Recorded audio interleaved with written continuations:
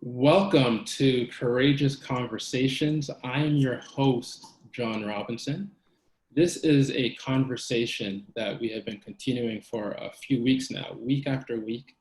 I've really been enjoying it. And last week, I interviewed Tomi Jebeli, founder of MFMG Cosmetics. It is a product that is geared towards melanin skin tone with an audience over 100,000 followers. She's also the general manager at Lighthouse Labs. One of the specific key messages from last week that we all agree that we are happy that companies are taking a stand against racism. However, what's important are the actionable steps those same organizations are taking. So we drilled down on it, and specifically what we discovered is that organizations are looking to fix their diversity, inclusion, and belonging problem. And the way they're doing it is they're going into their current employee base. Oftentimes they'll grab a token Black person and ask them to solve the problem. What we know to be true is that same employee already has a full plate. They're already taxed. And they already have a biased view of the company culture. So what Tomi recommended is to hire an expert in diversity, inclusion, and belonging so they could come to the organization with an unbiased view and have a clear and actionable set of next steps to ensure the company culture can change quicker. This week, we'll follow and continue the conversation on action steps while acknowledging that COVID has helped us realize that equality is essential. One of the things the pandemic did is sort of sent us all to our room, so to speak, and really reflect on what is important in life. And in the midst of this reflection, we had to watch the painful murder of George Floyd. It was an 8-minute and 46-second video that we just could not ignore. And frankly, it forced us on a global scale to just take a look at racism and systemic racism.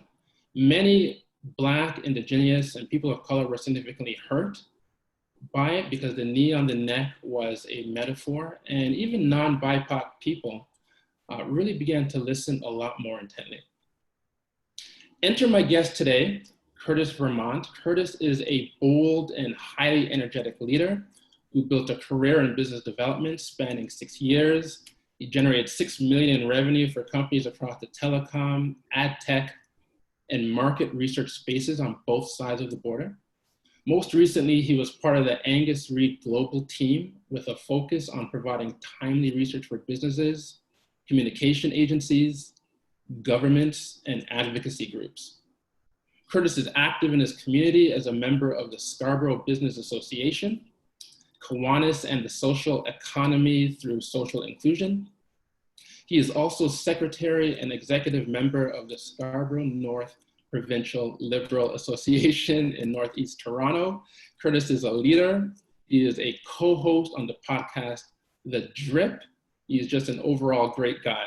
But before I bring in Kurtis, I want to just invite our guests to ask questions in the Q&A bubble where we're going to keep this lunch and learn tight to 30 minutes. And to make sure I answer everybody's questions within this 30 minutes, I may interject, and Kurtis knows that from a conversation we had in advance. So without further ado, let's get into it. Welcome, Kurtis. It is good to be here. Thank you so much, John. How are you doing? You know, I'm doing well today. I was explaining to your colleagues, it's been go, go, go since 6 a.m. and there's go, go, go after this too, but that's part of life. Okay, cool. Well, you know what, let's just jump into it because on May 30th, you had quite the emotional plea. You posted on your social media, including your LinkedIn, a 4-minute video where you were crying. You said that you were destroyed by watching the racism going on around you. You also mentioned that you wanted to be a part of the solution. And I was watching the ticker. You had well over 5,000 views, hundreds of comments. I know you received a lot of phone calls on both sides of the border. What has that experience been like for you to be so vulnerable? Yeah, no, thank you for asking that question because I guess it was new in the sense that the vulnerability I typically show does not include sadness, right? And yet, I mean, I'll give you the context about why the tears came, because I was having a chat with my co-host for The Drip, and we thought to ourselves, we really need to address this. We really need to address this as Black people. So I said to myself, I'm going to do some research here and we'll prepare for that show. And I started to do research, not in the sense that I didn't know what was going on, but to be able to speak to things intelligently. And the weight of it all came down, the weight of racism, the weight of so many people like you and I, and like our sisters, and like people who have brown skin, seeing them die with no recourse was painful, extremely painful. And so in that moment, I thought to myself, because I'm crying and I'm so hurt, maybe I should do something about it. Maybe I should, because I have so many non-Black friends, quite frankly, maybe I should let them in to this very personal moment, this very painful moment, to let them know that this is really affecting people. And I said that in the video, it's really hurting people.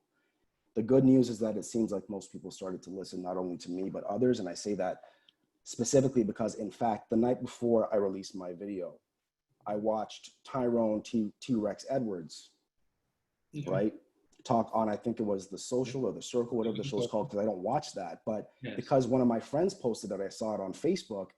And it's almost as if his reaction to everything is what also gave me permission, I'll say, to react relatively the same. Absolutely. We were all hurt. So being able to see a man in tears is very powerful because we all felt it. So thank you for sharing your truth. It truly was a metaphor. But you did follow up that video with a video right after. And you mentioned that it was a moment of awakening. And I was curious as to what you meant by that, and if this awakening that you're referring to had anything to do with COVID-19 being an influence. In my humble opinion, it absolutely did have to do with COVID-19, because I think COVID-19 provided divine intervention. If there are those who believe in, who are faith-based, and I'm actually not faith-based anymore, but it provided divine intervention in that it forced us to no longer watch only sports and other sources of entertainment to distract us from what is happening in the world, and it forced us to focus on what is actually happening. So that's the first thing. And then obviously, because of what I released and the response I got to those videos, obviously from Black people, but from many, in particular, white people, about not only them saying, I didn't know it was like this, I'm going to try harder moving forward, or I'm going to actually create a forum or a mechanism to address this, or please let me know what you're doing so I can be a part of that, even if it's just financially, I will help you. I got plenty of that. So that's the first thing I saw, right? Later on though, and as you can probably imagine, I do a lot of research. I pay attention to a lot of publications, and TVO is one of them. And on the show was Erin Kelly, which is the CEO of a company, and I'm just looking at it here, Advanced Symbolics. And she has an AI system. What she said on this show was, she reinforced what I know, which is that at the time there were 4 million people in Canada talking about anti-Black racism, right? Of those 4 million people, 90%, and this is basically on social media, 90% say racism is a massive problem and we have to do something about it. And then further than that, she pointed out that, for example, what makes a movement is the amount of the percentage of people that are talking about it and that are moving it forward.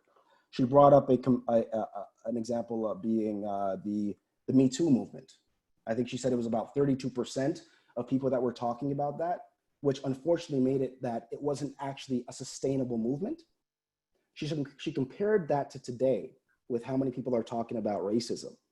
And she compared that with, or she stated specifically that 53% more people are now talking about racism because of George Floyd's murder, right? And that 53%, that number is the magic number, because above 50%, that means that any movement is sustainable. This is going to be a sustained conversation. It will be bringing sustained change. So that's how I know that this is a different time.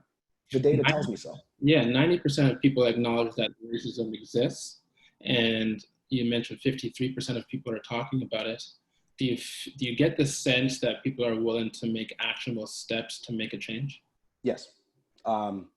Seeing as somebody, I am somebody who has many white and non-Black people of color in my network, seeing as how many of them have reached out to me both verbally or digitally, not in person because we're in COVID.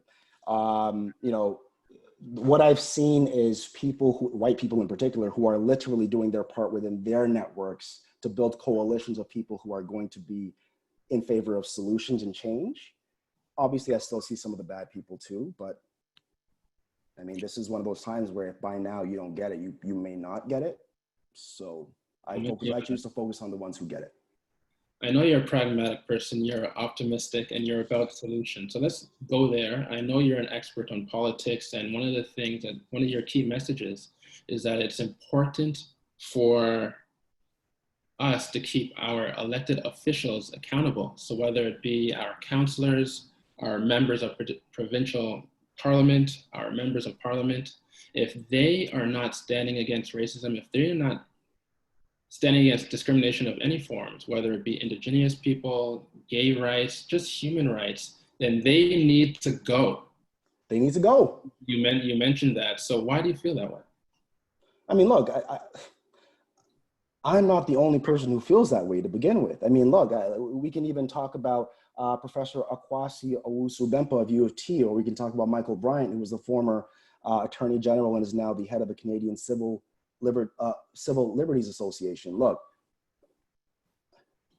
we need these politicians out because people like you and I, our sisters, our Indigenous brothers and sisters, are members of the LGBTQ2 community, those who are in the Islamic community. We are sick and tired of having to justify our existence.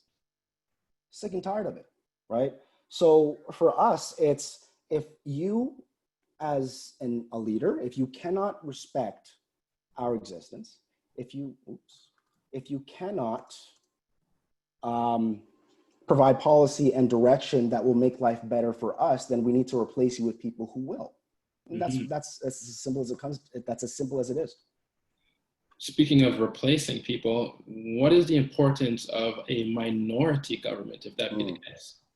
Well, I talked about this on my podcast earlier this week, in the sense that we are seeing the value of minority governments in this particular case with Prime Minister Justin Trudeau as the head of government, but with not enough seats to have a majority, that he has to rely on the support of at least one other party to pass legislation. And so what he has been doing is more so than not relying on more progressive parties, in particular Jagmeet Singh and the NDP. And what that has led to is two things so far, two major things. One, well, maybe more than that, but in recent memory. One is that we have most recently the extension of the CERB. Now, I'll be quite frank here. You know, I'm here as somebody who's very intelligent, capable, because of COVID-19, because I'm also a student, you know, looking for work. Yes. There's no guarantee I'm going to find that. None. So people like me need CERB. Jagmeet Singh made that happen, and there's no guarantee that it would have happened if this was a minority or a majority situation. Another example is the fact that Jagmeet Singh made sure that Justin Trudeau brought in is going to bring in 10-day sick leave for all workers in this country. You know, if it weren't for the fact that we are in a minority situation, Justin Trudeau would not have to listen to Jagmeet Singh. We can even take it back to the 1960s with Lester B. Pearson.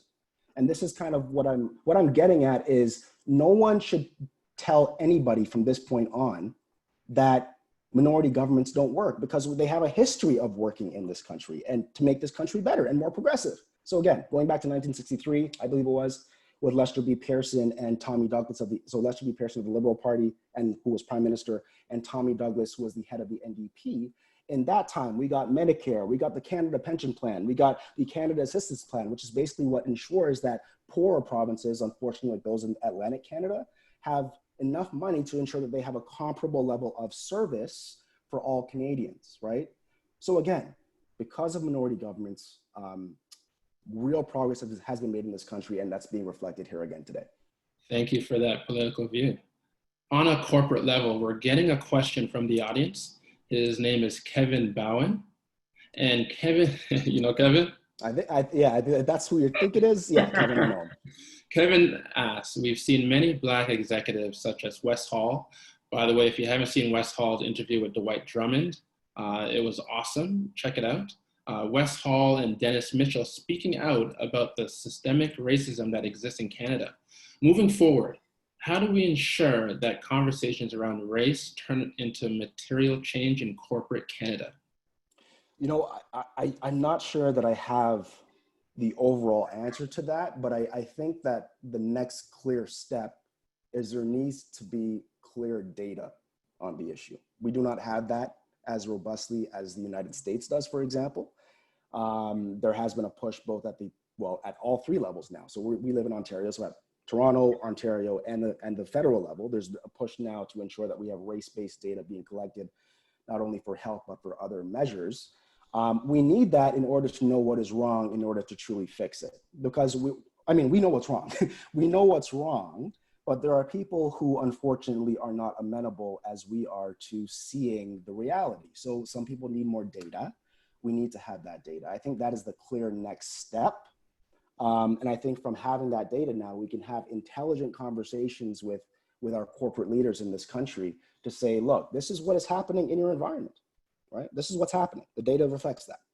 People and their stories.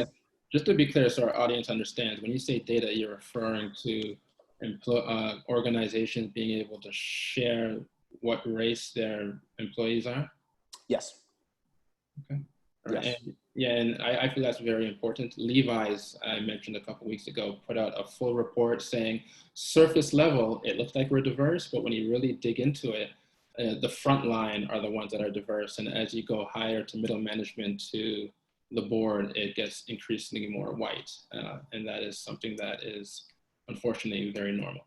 Yeah, it's a problem. Unfortunately, it's a problem because in a country like Canada, I think it's like almost 30% that are minorities essentially. So there should be more like 30% at the leadership level. Where people of color aren't stupid.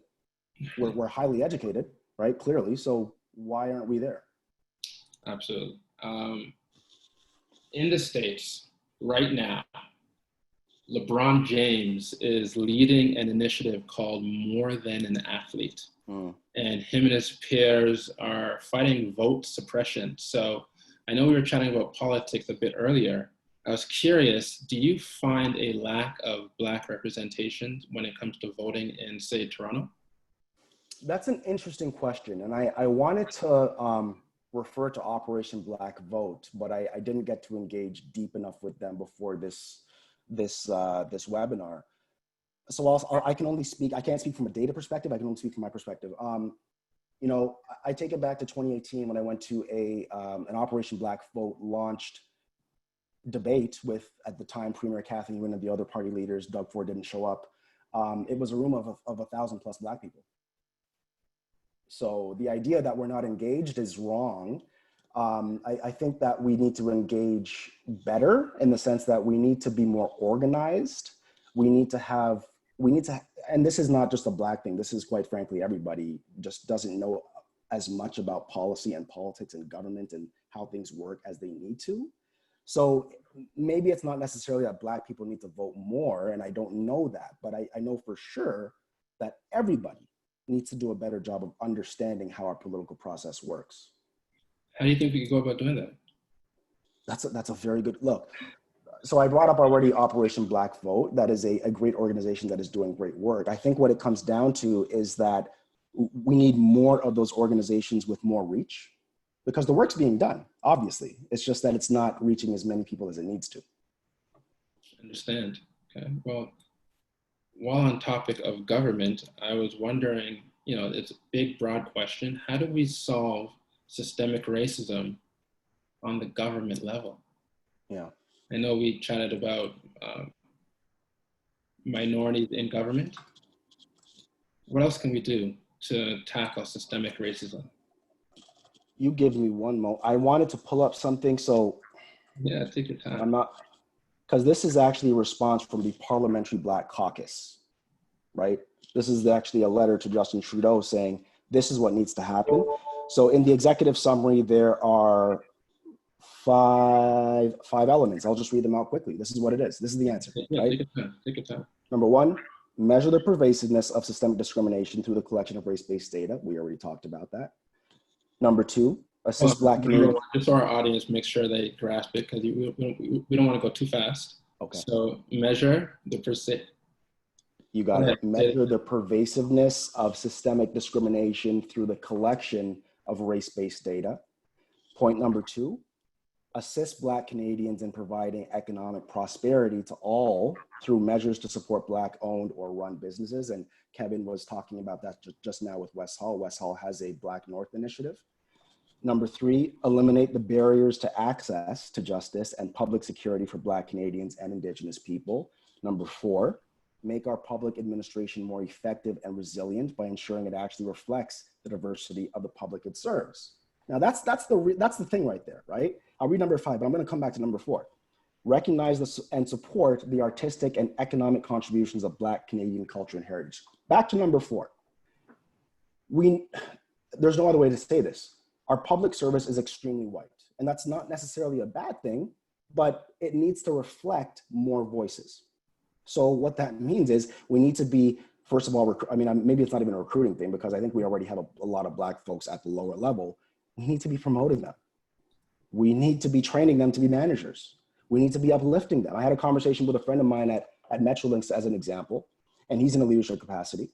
And one of the things that we talked about is how he can uplift, like how can he help? And I said, one of the things you can do, you got Black colleagues, you got Black people who work under you, uplift them. If they're good at their job, uplift them. That's basically what it comes down to.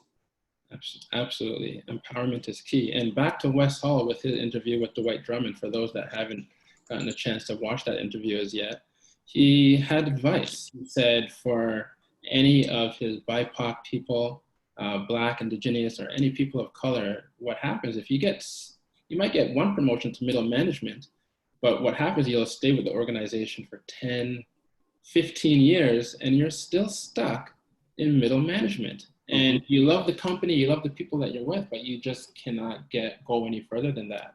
So his advice was, if they're not willing to promote you any further than where you are now, pick up your things and move. Move to another company that is willing to see you grow and willing to accept you and your talent for a bigger position. You know, Wes is a friend of mine, and Wes, I agree with a lot of things that Wes says. But I think the other part of it, I was even having a conversation with a friend of mine earlier this morning about entrepreneurship versus working in corporate Canada, because many Black people and people of color, generally speaking, they've had to turn to entrepreneurship because they were not accepted by corporate Canada. And basically what I'm saying is, and what many people are saying is, why do we have to choose? Why do we have to do entrepreneurship? Because we're not accepted. Why don't we just get accepted? Very interesting. I feel like we started off the conversation with how COVID has helped sort of awakening, so to speak, and focus on social justice. I also feel like the pandemic is going to spawn a lot of entrepreneurs. There will be an entrepreneur happening. And look, I was an entrepreneur too. I love entrepreneurship. I'm just saying people shouldn't have to do that because of racism. Absolutely. 100%. Okay. What we'll do is, if there's any audience member that has any more questions, feel free to ask. But what we'll do, Kurtis, if you have any final comments that you wanted to share with the audience as we're wrapping up, in terms of your views on what we could do in a post-COVID-19 world, where we could keep the conversation going about social justice and carry the momentum going forward. What we can do is continue to do things just like this, have conversations, and we have to ensure that those conversations are not closed loops. We have to we have to build a broad coalition. One of the things that I keep telling members of the Black community who are ready to close themselves off, and understandably so, is that in Toronto, the last time I checked, Black people are like 9% of the population. Why are we gonna close ourselves off to everybody else. I don't think that change comes that way. I think that we need to come together and we need to continue with these conversations. We need to reflect those conversations, or in those conversations, there must be data to reflect what is happening. And then that provides a clear direction for what needs to happen next. The second thing that I want to bring up, though, is the conversation around police budgets and whether or not they should be defunded, that kind of stuff. I want to leave that with some of your listeners, because there's a lot of confusion around it, okay? The concern is whether or not police budgets should be defunded in Toronto. That's already happened numerous times before. It's nothing new. What's probably happening is pushback to the term defund the police, right? But I want to put this into perspective for you. We've already done it. Doug Ford did it when he came into government by cutting $46 million from the provincial police budget in 2019. Rob Ford, his younger brother, did it both in 2012 and 2013, resulting in a 4.6 and 5.4% cut respectively. John Tory even suggested it back in 2017, where he suggested a $100 million cut to the police services budget, and it was backed by the Toronto Police Services Board. Michael Thompson, who is the deputy mayor for the east of Toronto, he also tried it in a different way, failed. But one of the things that he wanted to do was reallocate that 24 million, and then it was reduced to 12 million, reallocate that into social services. This has been a conversation that's been going on for some time, but more importantly, it has already happened. So we need to wrap our head around the fact that it's not about abolishing police and there's no more police. It's a matter of reducing their scope and reducing their size, quite frankly, and then taking that money and reinvesting into services that we all need to grow and thrive in this region. It's not either or. Not either or. You could have both. You could reduce and have the monies funded to underrepresented communities and organizations. 100%. And I really hope that the conversation does not devolve into, let's take money from police, but then not reinvest it anywhere else, because that doesn't solve the problem either. We have to make that clear. Thank you so much. Again, from the very top, you've always been solution-oriented. And the key message that I'm getting is to continue to empower having conversations like this, conversations in the workforce, being able to extract data. That way we're able to actually change the culture and then see, minorities in the government level and what we can do to be able to influence, stand against anti-racism. Yes. Listeners, those who are listening, I'm sorry, I'm acting like this is my show. It's not my show. Okay. Our show. Our show. Listen, look out for change makers who are looking to be the change that we're seeking. We have elections coming up in less than 2 years now in 2022, both at the municipal and the provincial level. We may also have a federal election. It may not be necessary at the federal level, but keep in mind who the change makers are in your community and uplift them, because they're the ones who will make change as well. 100%. So with that, that is our courageous conversation for today. Thank you so much. You are a change maker in yourself, and let's continue to have this conversation in both of our sphere of influences and in our organizations. So thank you so much. Thank you to the audience for coming and being a part of this conversation. Thank you so much. We will be back every single week, Wednesdays at 12:30. And we will also, Talk Boutique will be hosting a sense-making conversation on Friday at 12:30 as well. Okay, so I'll talk to you guys soon. And again, Kurtis, thank you so much. My absolute pleasure. All right, cool. I'll see you later.